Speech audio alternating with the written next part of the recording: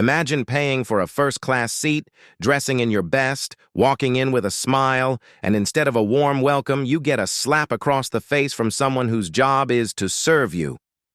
That's exactly what happened to Simone Hayes, a poised, confident black woman in her mid-30s who walked onto Flight 982 from London to New York wearing a sleek navy pantsuit, her natural curls perfectly styled, a subtle diamond watch glinting under the cabin lights. She didn't just own a ticket. She owned the airline, but no one knew that yet. And before I tell you the jaw-dropping chain of events that turned this luxury flight into a global headline, hit that subscribe button because this story will make you question how people treat others when they think no one's watching. Simone was used to being underestimated. She had built her empire from scratch, buying out failing regional airlines and merging them into Skylux International, which in just 5 years became one of the fastest-growing luxury carriers in the world. Her name was well known in corporate circles, but she'd always preferred to travel incognito. No security entourage, no flashy name drops, just her and her black leather carry-on. The flight to New York was important. She was scheduled to finalize a multi-million-dollar partnership with an American investor the moment she landed. As she approached the first-class cabin, she noticed the lead flight attendant, a tall woman with sharp features named Karen Whitmore, scanning boarding passes.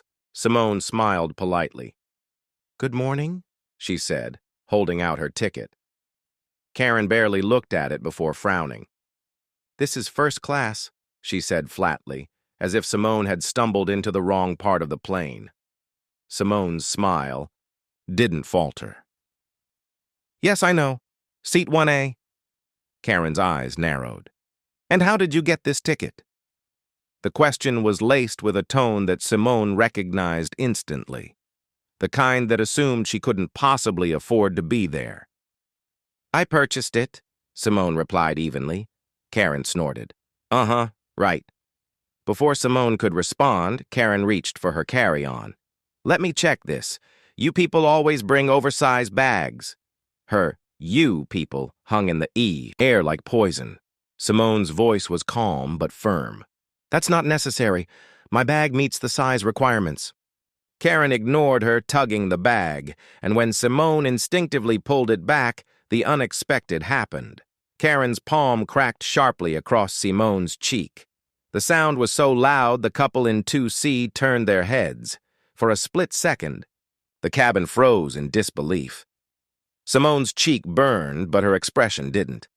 She straightened slowly, eyes locked on Karen's, her voice low. "You have no idea who you're talking to." Karen scoffed. "Oh, I know exactly who I'm talking to. A troublemaker I'm about to have removed from this flight." She snapped her fingers at another attendant. "Call security." But before the second attendant could move, the pilot, Captain Reed, would emerge from the cockpit, curious about the commotion. He glanced between Simone and Karen. "What's going on here?" Karen jumped in first.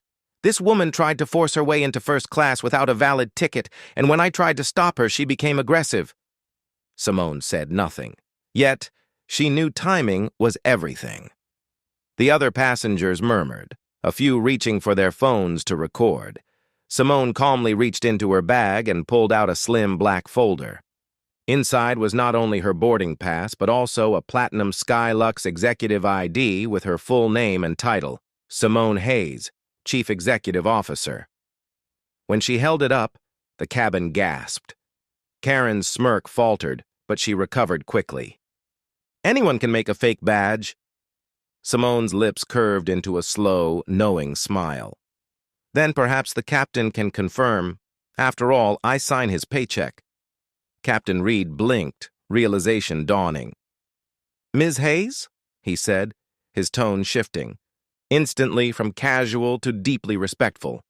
Karen's face went pale, but Simone wasn't done. Not even close. The silence in the cabin was heavy, like the air before a storm, and every passenger was locked onto the scene unfolding between Simone, the now visibly flustered Karen, and Captain Reed, who seemed to be processing the fact that his boss, the literal owner of the company whose logo was stitched on his uniform, had just been assaulted by one of his crew. Simone didn't raise her voice. She didn't have to. "Karen," she said, each syllable crisp and deliberate, "you've just laid your hands on your employer in front of 30 witnesses and several recording cameras. I suggest you choose your next words with extraordinary care." Karen's mouth opened, but no sound came out, her eyes darting around for support. The second attendant, clearly uneasy, muttered something about checking the galley and retreated.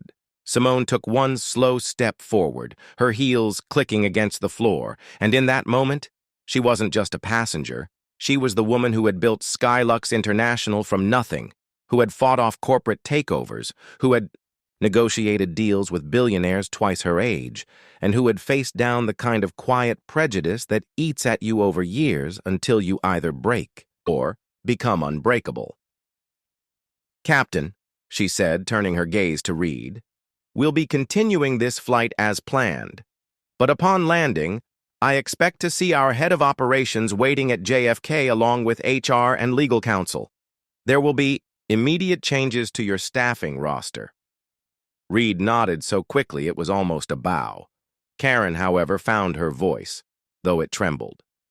"You can't just—" "I can," Simone cut in, "and I will. But I'm not doing it just for me. I'm doing it for every paying customer you've ever treated like they were beneath you because of the color of their skin, the cut of their clothes, or the weight of their wallet. I've reviewed your complaint history, Ms. Whitmore. Yes, I know about it. And the pattern is disgusting." A few passengers murmured in agreement. One woman in 3B even clapped softly before stopping when Karen shot her a glare. Simone then turned to the passengers, her voice projecting.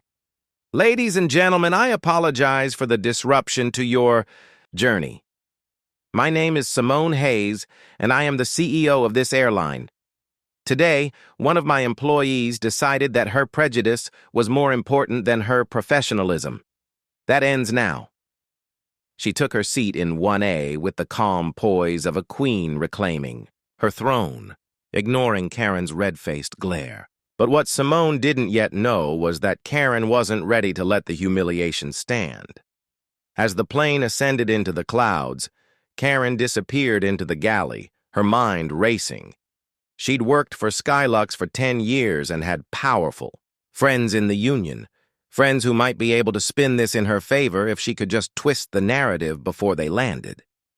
She pulled out her phone, breaking policy by connecting to the in-flight Wi-Fi, and began typing a message to someone named G. Parker, a name that would soon cause chaos not just in the cabin, but across the entire company. Meanwhile, Simone, sipping a glass of champagne brought by a trembling junior attendant, glanced at her reflection in the window. Her cheek was still faintly flushed from the slap, but her eyes held the kind of fire that only came from knowing she was about to turn this into a lesson so public and so severe, it would ripple through every employee handbook in the airline. And yet, deep down, she also knew this was no longer just about a slap. Karen had just made it personal, and the real turbulence was still ahead. At 35,000 feet, the world outside was all soft clouds and endless blue, but inside the cabin of Flight 982, tension curled through the air like invisible smoke. Simone sat back in her seat, outwardly composed, but her instincts, the same razor-sharp gut that had saved her from bad deals and corporate traps, told her that Karen wasn't finished. Sure enough, from her peripheral vision, she caught the woman moving between passengers, bending low to whisper into ears, glancing back at her like a child checking to see if the teacher had noticed. Simone kept her champagne glass steady, pretending to browse the in-flight menu while she subtly activated the voice recorder app on her phone, setting it face down on her tray table. Karen's voice was low but carried a venomous edge as she spoke to a businessman in 2C. "She's lying. I saw her push past me. I'm not sure that badge is even real. She's just trying to scare me because she's, you know, The man gave a non-committal grunt, clearly uncomfortable, but Karen pressed on, moving to another passenger. Simone's phone captured it all. She knew that once they landed, this recording would be just as powerful as any witness testimony. But then Karen made a move Simone hadn't anticipated. She slipped into the galley, shutting the door behind her, and when she emerged 10 minutes later, she was holding a printed document in her hand. With a forced smile, she approached Simone's seat. "Miss Hayes," she said, her tone now falsely polite, "I've spoken with corporate. It appears there's been some misunderstanding. They've asked me to have you deplane at our next stop in Boston for verification." Simone arched a brow, her voice like steel wrapped in silk. "Corporate? I am corporate." But Karen didn't flinch. Instead, she held out the paper. "This is a directive from the Director of Flight Operations, Greg Parker. He says you're not authorized to be on this flight." The name hit Simone like a dart. Greg Parker wasn't just some middle manager. He was a long-standing executive who had opposed her takeover of Skylux from the very beginning, a man who had publicly claimed she didn't understand the industry and had privately tried to buy out her shares twice. If he was involved, this was no longer about one flight attendant's prejudice. This was sabotage. Simone took the paper, scanning it quickly. It was official letterhead, but something about the wording seemed rushed, almost sloppy. She folded it neatly and placed it in her bag. "Karen," she said evenly, "thank you for delivering this. You may return to your duties." Karen blinked, clearly expecting an argument, but Simone just turned her gaze to the window again. Inside, though, Simone's mind was already racing ahead. Greg Parker was playing a dangerous game, and if he thought a mid-air power play would intimidate her, he was about to find out exactly why every competitor who had underestimated her had regretted it.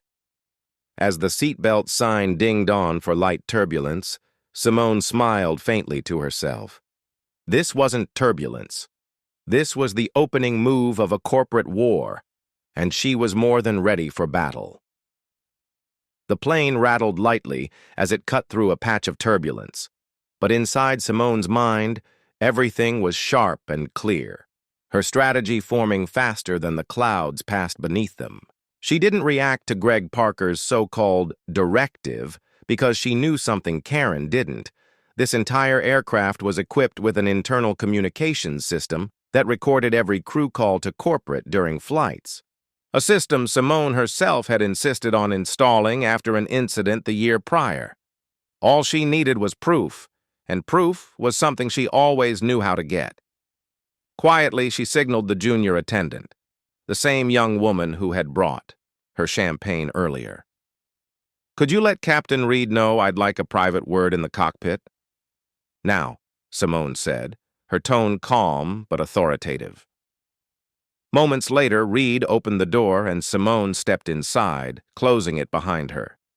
"Captain, I need the recording of the call Karen made to corporate, and I need it sent to my private email immediately," she said. Reed didn't hesitate. "Yes, ma'am." Within minutes, the audio file arrived on Simone's phone, and as she listened through the earpiece, her suspicions were confirmed. Karen hadn't called corporate at all. She had called Greg Parker directly on his personal line, bypassing all protocol. Even better, Greg's voice on the recording revealed everything. "Make sure she's off that plane before it reaches New York. If she causes trouble, claim she's impersonating an executive. Don't worry, I'll handle the press." The boss. Arrogance dripped from his words like oil, and Simone's lips curved into the kind of smile that spelled doom for anyone on the receiving end. She thanked Reed, stepped back into the cabin, and this time her voice was loud enough for the entire first-class section to hear. "Ladies and gentlemen, I'd like your attention. It seems there has been an attempt to forcibly remove me from this flight under false pretenses, orchestrated by one of my own executives and carried out by this crew member here." She gestured toward Karen, whose face drained of color. "For transparency and for your entertainment, I'll let you hear exactly how this was planned." She hit play, and Greg's voice filled the cabin, the gasps from passengers punctuating his betrayal. Karen's eyes darted toward the galley as if plotting escape, but Simone was faster. Karen Whitmore, as of this moment, you are terminated from your position at Skylux International. Upon landing, you will be escorted from the premises by security. Your final paycheck will be withheld pending a full investigation into your misconduct. The cabin erupted, some clapping, some filming, all talking at once. Simone waited for the noise to settle before delivering the final blow. As for Greg Parker, by the time we touch down in New York, his resignation letter will be signed and public. And I will ensure every investor knows exactly why. She sank back into her seat, the faint sting of the slap on her cheek now replaced with the sweet burn of victory. When they landed at JFK, the media was already there, thanks to passengers uploading clips mid-flight.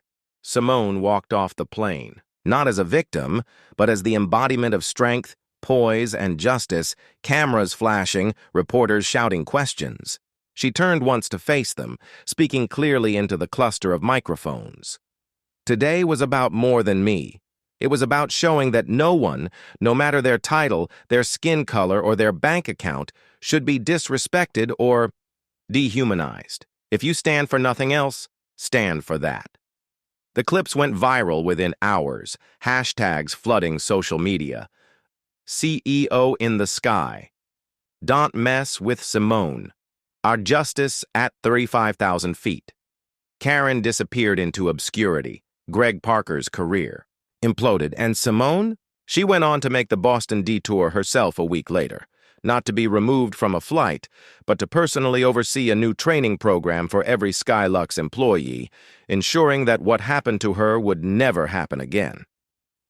And as the Internet crowned her the Queen of the Skies, she knew one thing for certain. Sometimes the best turbulence is the kind you create yourself, because it forces everyone to see exactly where you stand.